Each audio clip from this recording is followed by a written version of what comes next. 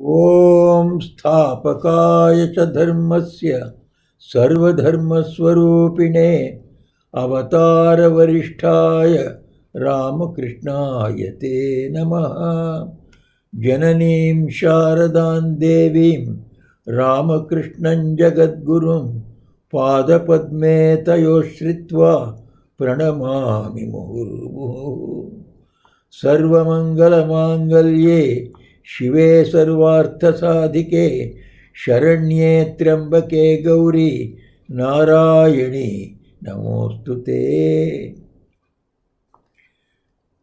I am glad that the annual Durga Puja is being celebrated in the same grand manner, but with less direct participation for obvious reasons at the Chennai Mutt.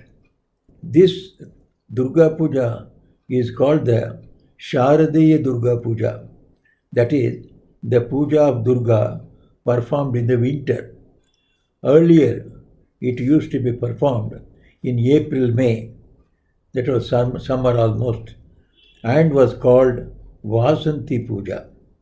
It is said that Sri Ramchandra invoked the Divine Mother during winter instead of summer because before him was the task of conquering Ravana in Sri Lanka.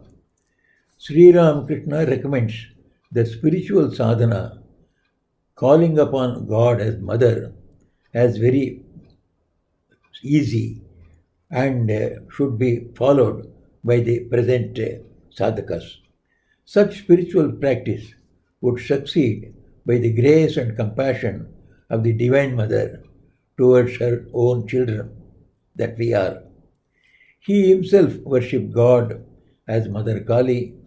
He worshipped the Divine Mother Shodashi in Holy Mother. He asked Swami Vivekananda when he went to him for some troubles in his family to pray to Mother Kali for relief from his family troubles. So Sri Ramakrishna was very, very clear in his exhortation. The puja of God in the form of Mother, calling him as Mother, is very, very easy and fruitful. The puja of the Divine Mother was started in the headquarters of Ramakrishna Mutt in the year 1901 by Swami Vivekananda himself. During the puja, the Holy Mother herself came and stayed in nearby one bungalow called the Neelambar Babu's garden house. It is very near the main mutt, and she stayed and received the worship of hundreds of devotees as the living Durga on the Durga Puja days. She stayed on the very premises of the Durga Puja in the Belur Mutt.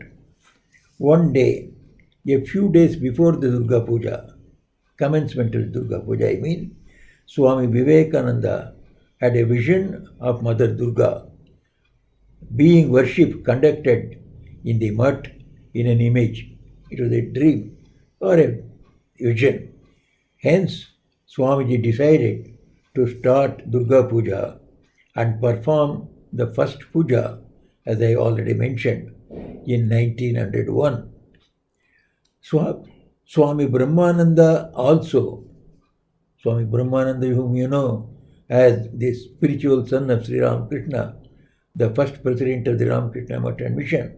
So he also had a vision at the same time in which he saw Mother Durga coming over Ganga from Dakshineshwar and entering the Belur Mutt grounds. So Swamiji had a vision and Brahmananji had also a vision of Mother coming to the Belur Mutt grounds.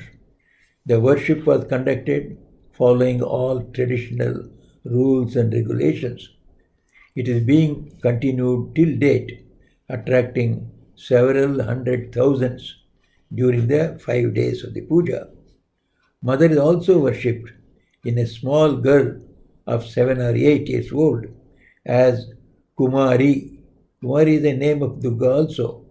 And this is a Kumari, just it is a small girl. Kumari means a small girl, which attracts thousands of devotees. The most important puja is on the Ashtami day, the eighth day, when the Sandhi puja is performed. Sandhi is the conjunction of the eighth day and the ninth day. 48 minutes, 24 minutes of the eighth day, and 24 minutes of the ninth day, Ashtami and Navami. That is called the Sandhi Vela, Sandhi Samaya. So that puja performed in that period is called Sandhi Puja. If somebody is unable to attend the whole puja, if you attend the Sandhi Puja, the tradition is that you will get the full fruit of attending the whole puja. So Sandhi Puja is a very, very important puja. Sandhi is the meeting point of Ashtami and Navami days, which was the time when Mother Durga killed the demon Mahishasura. This Durga Puja is very famous all over West Bengal, not only in the temples and mutts, but also in the households. We know Sri Ram Krishna's heroic disciple Girish Chandra Ghosh performed it annually. Sri Ram Krishna himself attended the puja in his house, and later on, Holy Mother also attended the puja in his house. Holy Mother was asked about the genuineness of Durga Puja by some devotees. She emphatically said, "It is true that Mother Durga, with all her attendants, visits this earth during the Durga Puja and stays during all the days of the puja with the devotees and blesses all her devotees." So the Durga Puja is not an imagination or sentiment, but a celebration of the actual visit of the Divine Mother to the earth from her heavenly abode every year, year after year. Even now, hundreds of sincere devotees, both monks and lay, feel the Divine Mother's presence, especially during the Sandhi Puja, which I have already explained. We, the devotees of Sri Ramakrishna, are blessed to continue this Divine Mother's Puja all over the world and receive the blessings of the Divine Mother for our onward progress in spiritual life as well as in our secular life. Here it would be good to recall Sri Ramakrishna's Shakti worship and his supernatural attainments. Sri Ramakrishna called the whole manifestation of the cosmos. It is the Shakti of the Brahman. Brahman is seen as one only, nothing else, Advaita Brahma. So this one only Brahman, there is no creation there. Sri Ramakrishna, when creation takes place, the creation also is from Brahman only. It is only through the Shakti of him. Therefore, he used to call the whole creation, the whole cosmos, as the Shakti of Brahman. So, Sri Ramakrishna called the whole universe, the people, the sentient, the insentient, all thing is a visible appearance, is a visible form of the infinite Brahman, which we see in Samadhi. So, he worshipped this visible Brahman also. He taught us the great worship of God in man. This is nothing but worship of Shakti in the visible form of Brahman. So we will recollect some of his important statements about this worship of Shakti. All of Sri Ramakrishna's sadhanas have harmony as their core. Regarding the diverse sadhanas that he performed, Sri Ramakrishna concluded that all doctrines are only so many paths. All religions are so many paths. But a path is by no means God himself. Indeed, one can reach God, he said, if one follows any of the paths with wholehearted devotion. So he also says, the Divine Mother revealed to Sri Ramakrishna, though the Divine Mother revealed to Sri Ramakrishna that just as she is of the form of blissful mother, she is also of the nature of the formless, pure consciousness. That is, she is form also, she is formless also. She is both with form and without form. She is both with attributes and without attributes, and much, much more. Third one he said was, Sri Ramakrishna said that Brahman and Shakti are one. He said, he whom you address as Brahman is none other than she whom I call Shakti, Kali, the primal energy. It, it is called Brahman in the Vedas when it transcends speech and thought and is without action. I call it Shakti, Adya Shakti, and so forth, when I find the same Brahman creating, preserving, and destroying the universe. Therefore, the same Brahman, when he is without creation or doing any of the creation, preservation, and destruction, he is the Brahman and he becomes the Shakti, the visible universe, when he performs the actions of creation, maintenance, and destruction. The fourth one he said was, even though there is the manifestation of Shakti in everything, that has name and form, that means all created things, in women there is the greatest expression of the Shakti. It is true to this, it is due to this speciality that women are worshipped as symbols of the Divine Mother. We have seen Kumari Puja, the Divine Mother being worshipped in a small girl. Sri Ramakrishna worshipped his wife, Sharda Devi herself, as the Divine Mother, Tripura Sundari, and offered all the fruits of his sadhana at the end of his 12 years of tapasya, austerities, at her feet. He considered all women as the representatives of the Divine Mother. That is a unique teaching as well as practice that he has shown to us in the religion. He has taught us the practical Vedanta. Sri Ramakrishna's sadhanas had ended with his practice of Advaita Vedanta. In reality, whatever sadhana he undertook, Shakta, Vaishnava, and Shaiva, all were with the ideal of oneness and Advaita in his mind. He reached Advaita in all paths, whether it was Shakta, Vaishnava, Shaiva, which we call as Dvaitic schools, Dvaita philosophy, but he attained Advaita through that. So these steps, one step by step, you go and reach the same goal, that is God, who is neither one nor two, indescribable. So we need not quarrel about it. That was the great teaching of Sri Ramakrishna. Shakti worship of Sri Ramakrishna finally established him in the pinnacle of Advaita Vijnana. He talks about Vijnana more than Jnana. Jnana tells you that this world is temporary. This world is like a dream. Sri Ramakrishna says it is as true as anything that you call as true in your life.